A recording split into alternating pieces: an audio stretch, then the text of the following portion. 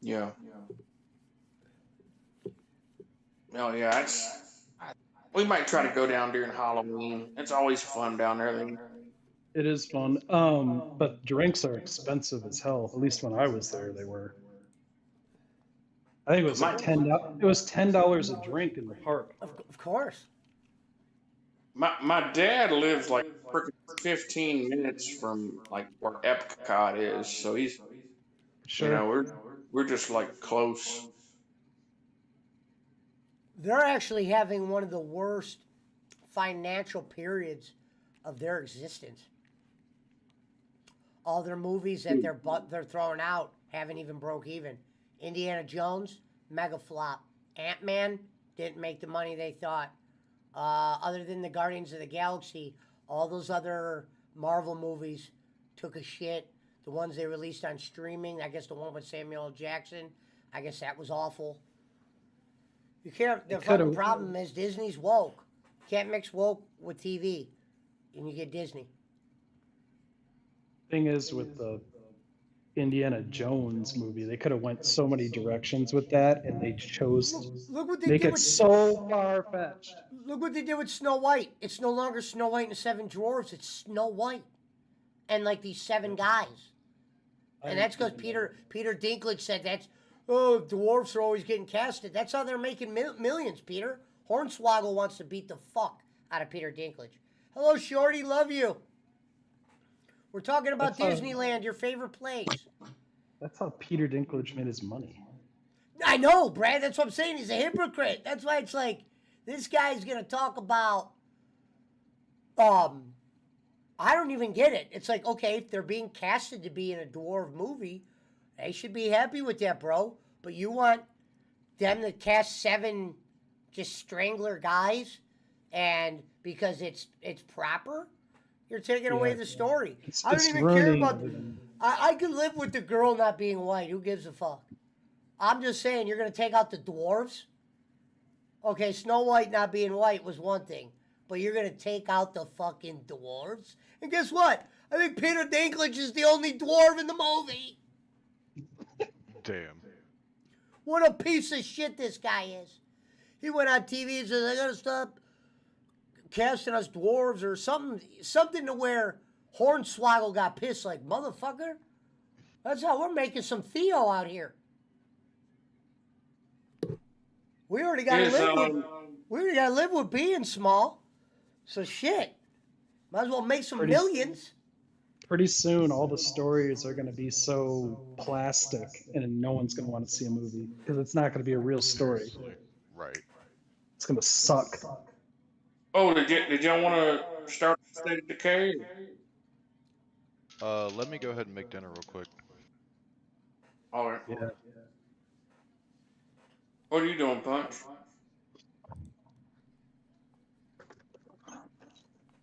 You on the court?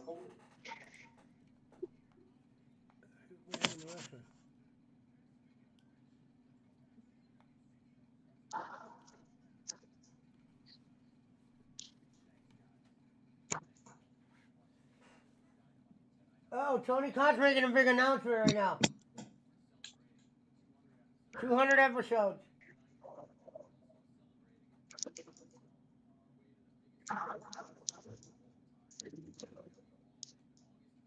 Look at him reading.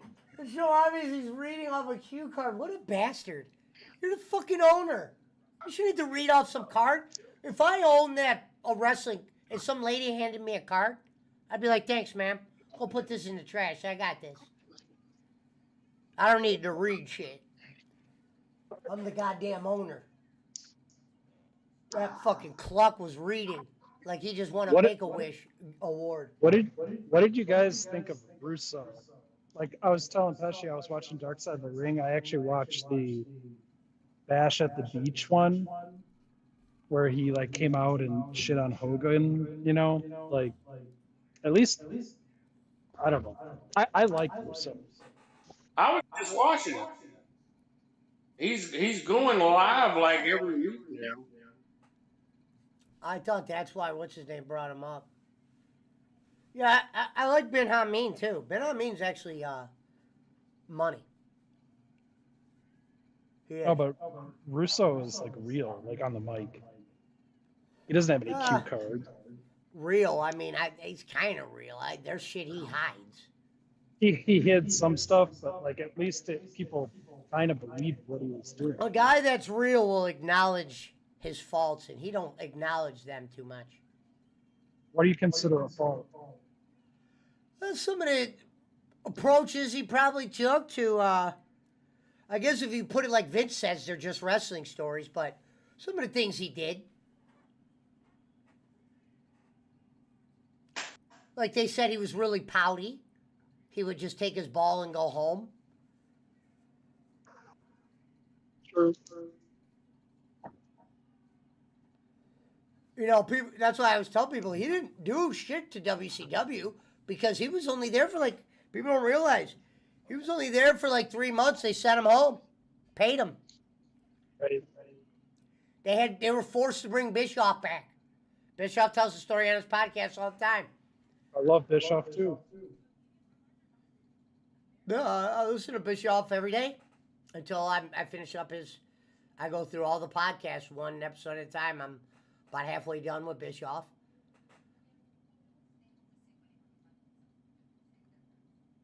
But yeah,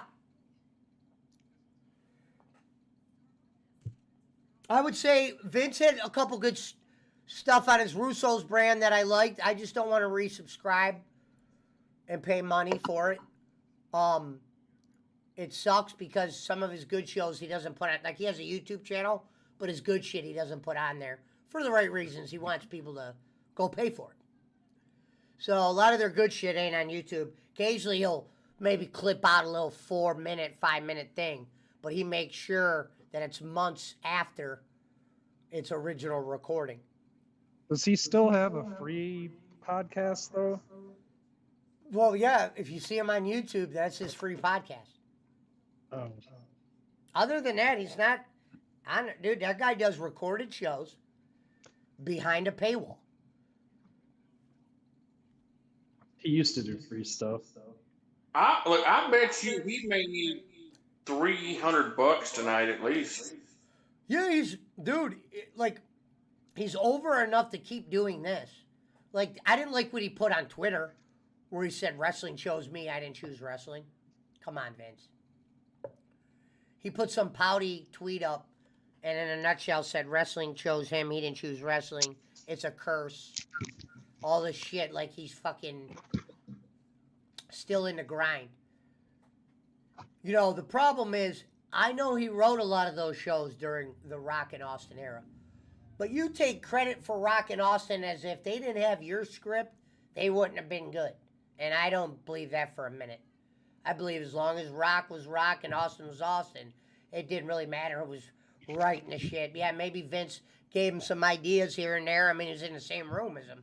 I'm pretty sure if I was in the same room as Rock and Austin every day, I might have at least a couple good ones.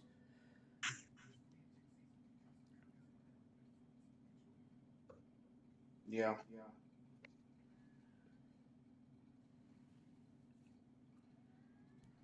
But I mean, I don't mind Vince. I met the guy on Boland's once. Me and him will always get along naturally because he's from New York and he's like an Italian guy. And usually Italian guys like that, even if I try to not get along with them, I generally just get along with them because they just usually look at me as one of them, even though I'm not a registered Italian. Hello, Rona. Are you shitting me right now? It's Wednesday night. You know what that means. Yeah, a lot of improperly booked matches.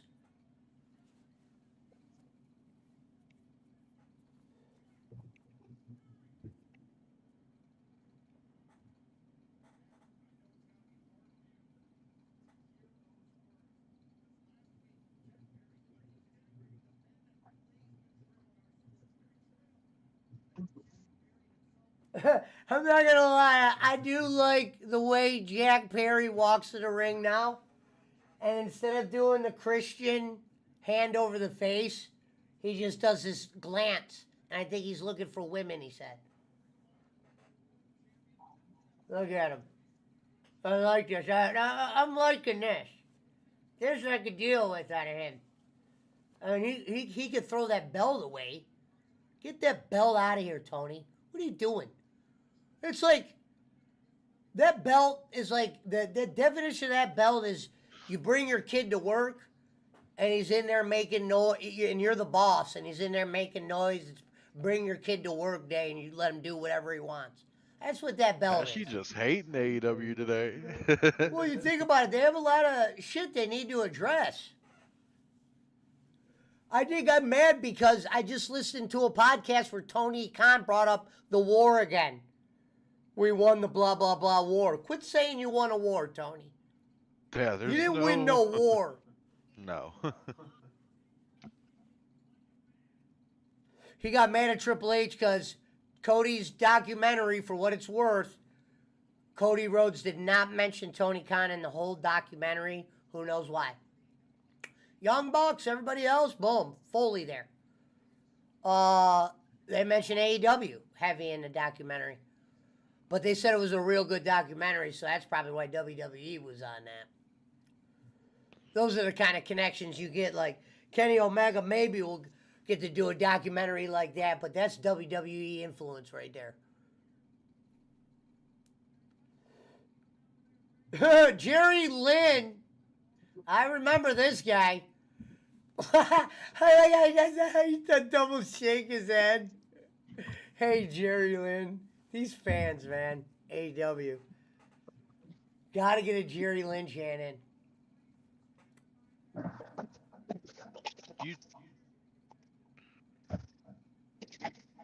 Did Brad say why he blocked Squiggles? Well, according to Brad, he blocked everybody because he shut his Twitter down. I don't understand why you'd have to block anybody if you shut the account down. I didn't shut it down.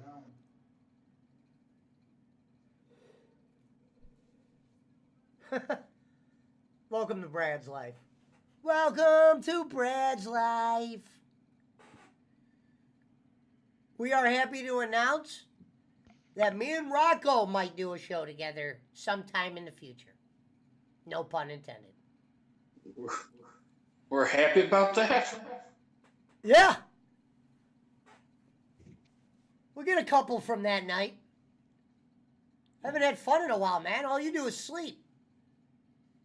Yeah, you're right. We need a little rhythm. I think now, come on, we have plenty of fun whenever we're up here fucking around with some of this shit. It's not like I'm gonna bring them in Discord. I'm gonna have them on Restream one night. But I know how to punch Who Restream is this? into Oh OBS. my god. I would just be worried about him. RVD is all Ladies and elite. gentlemen, Rob Van Dam, who looks like he just got off a cruise ship, looks like he's overweight. And he definitely looks like he ate about Damn. 4 gummies. He's old as fuck though, Look bro. how fucking out of shape RVD looks, and they're cheering this guy like he's about to go do a fucking Hurricane Rana. And I love RVD. Ladies and gentlemen, we just found out Marty Jannetty is all elite. Marty Jannetty. Holy RVD. And you know what's sad is when your wife, like his wife, is in shape too, and she's super hot. Italian girl or Spanish girl. You want to talk about a 10, a legitimate 10? His fucking wife. He used to bring her out on Impact. Look at RVD, look at him. Is he even allowed to call himself RVD? Like, I didn't see him do the RVD thing. Wouldn't it be funny if by law he couldn't do it? And he just comes out? Oh, he's done it everywhere he went. Oh, okay. He used it in Impact too. Because you know they own RVD something. They own... The only thing they own from him from WWE Oh, he's doing is it. the music. Okay, he did He just it. can't use the music. He did do the Rob Van Dam. Okay, he did it. I Yeah. didn't know if he was trying to respect WWE. But Rob Van Dam looking more like goddamn Brad at the moment. Is Thank it you, Emmy. official? Is Hogan and Bischoff coming to AEW? Are we just ready for it now? No, according to Eric, fucking Hogan's in too much pain. Yeah, that's probably true. They said when he was in TNA, he was barely making it up there. I might have to. I Yeah, might have to Hogan's switch lanes. done. Hogan can't hardly even make it up a ramp anymore. They said Let he goes. alone get in the ring. Bischoff said by the time they got him all lacquered up, ready for a TNA match, used to take a couple hours to get him ready, just to get him ready. Yeah. That's how risky TNA was just to have Hogan. Goddamn. Back in their heyday, though, they was making a lot of money. They made some. The Sting versus One Hogan of shit the was talks huge. that one of the problems with TNA was they started not making enough. Yeah. That's why Well, she they had to lost sell. they lost a lot of their stars after they sold to Anthem.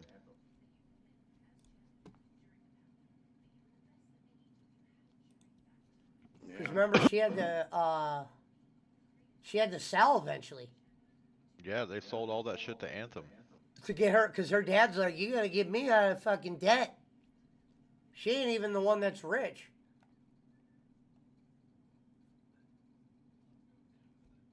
She promised too many people too much money. That's why. Guys like Nash and Samoa Joe I and bet you AJ she wouldn't have Styles promised them her money.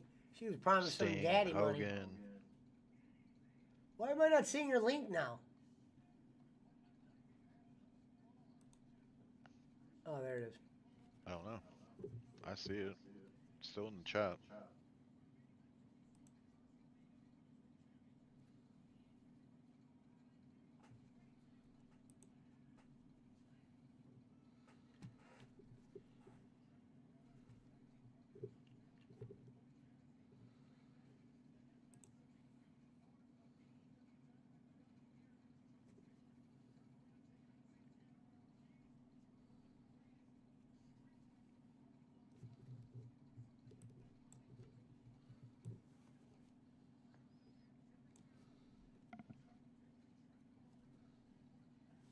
Check this oven.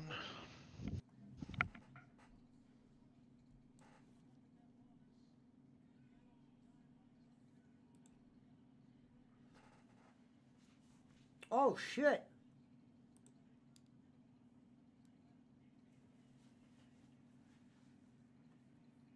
What up, Jacob Waters?